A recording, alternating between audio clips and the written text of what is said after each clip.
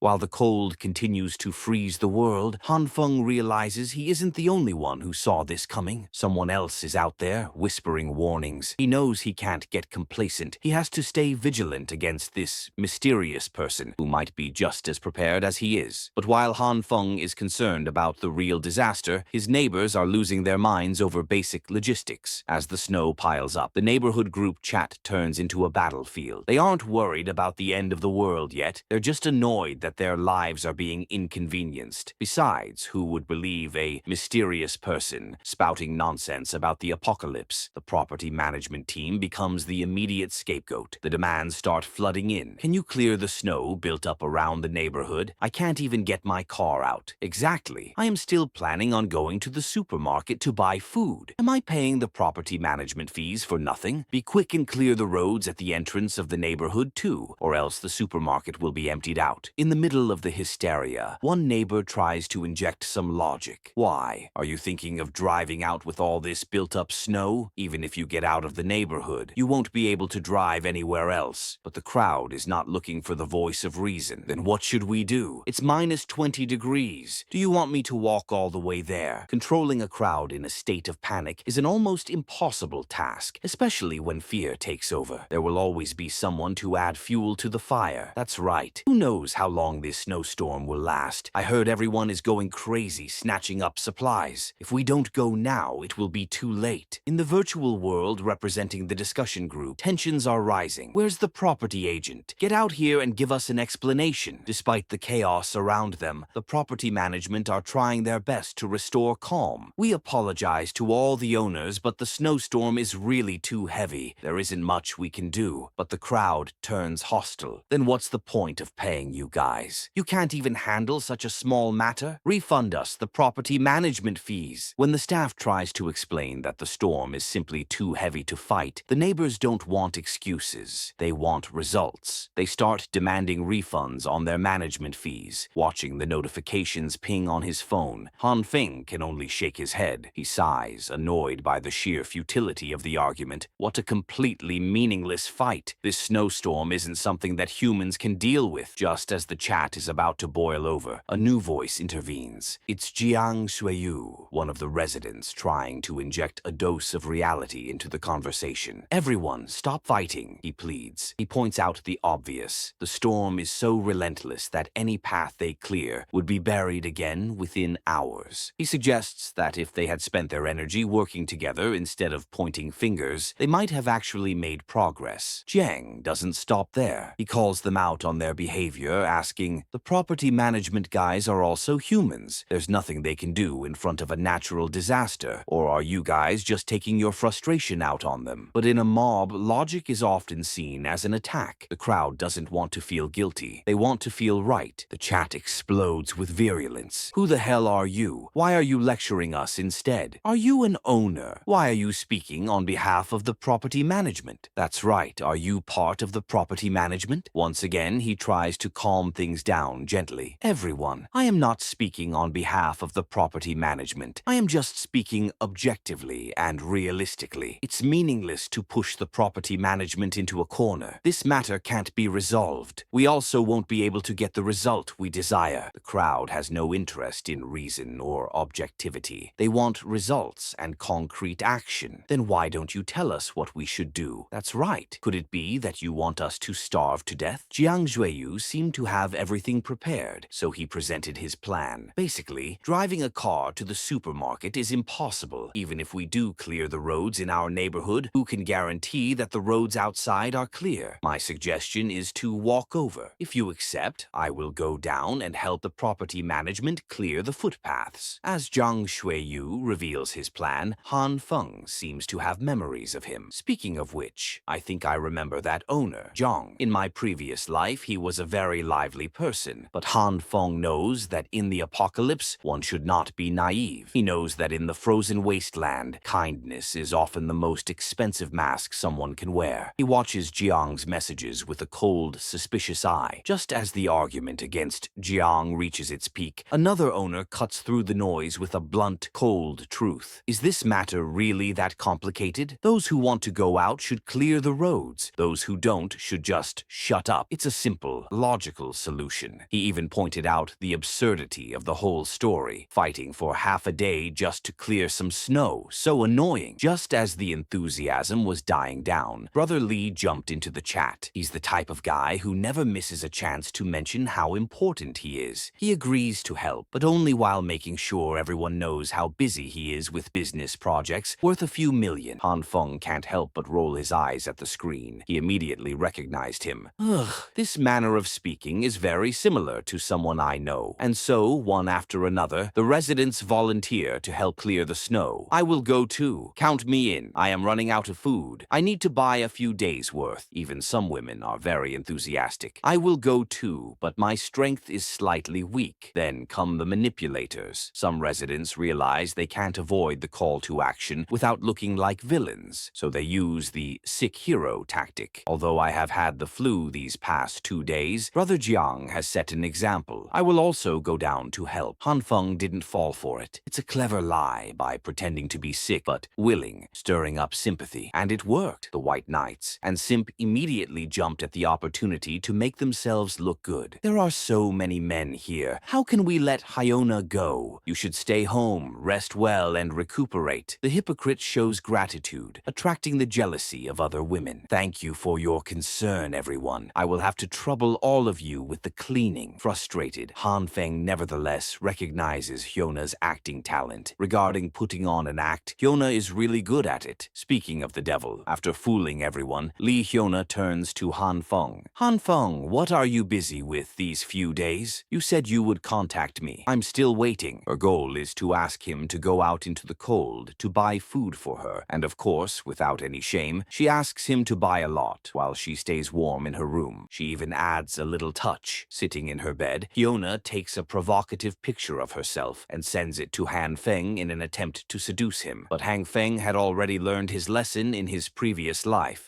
In such weather conditions, you are still wearing so little to try to seduce me. You are really putting in the effort to make me run your errands. Han Feng looked for an answer anyway to make her angry. Let me think about how I should reply to her. And it worked. Hyona threw her phone on the bed and stomped on it in rage. Meanwhile, Han Feng enjoys his time watching influencers dance. Today is the 3rd day since it started snowing. The temperature is now minus 20 degrees. In the early stage of the apocalypse, we still had the central heating system running. We still had the internet, and everyone was still going on with their daily lives as usual. I can only scroll through videos to pass my time as well. It's only the 2nd day, and I am already bored. Looks like the biggest problem of the apocalypse is to learn how to endure loneliness. My leg isn't doing too good either. A broken bone needs at least a few months to completely recover. While scrolling through videos, he comes across a video discussing a medical phenomenon, a case involving someone capable of self-healing. After doctors sewed up the wounds of this man who jumped off from the 15th floor, they discovered that his damaged internal organs and bones had started to regenerate. Is this real or fake? Please follow and watch next week's videos. This self-healing story gave him an idea. Why didn't I think of this? Han Feng makes a green light appear around his hand, then grabs his broken leg. As he does with food, he tries to use his power on himself to see if he can heal himself. But after a while, nothing happens, and he eventually gives up. Looks like I was overthinking it. I thought the green light would be able to help my injury recover faster. Han Feng ended up falling asleep. Once asleep, he dreams of sheep as his mount and flying sheep heads. It's time for the sheep to take a walk. What does Han Feng's dream represent? Is it just a dream, or does it have a deeper meaning? Find out in the next episode. Thank you for watching. If you liked the video, don't forget to like it and subscribe. Have a nice day.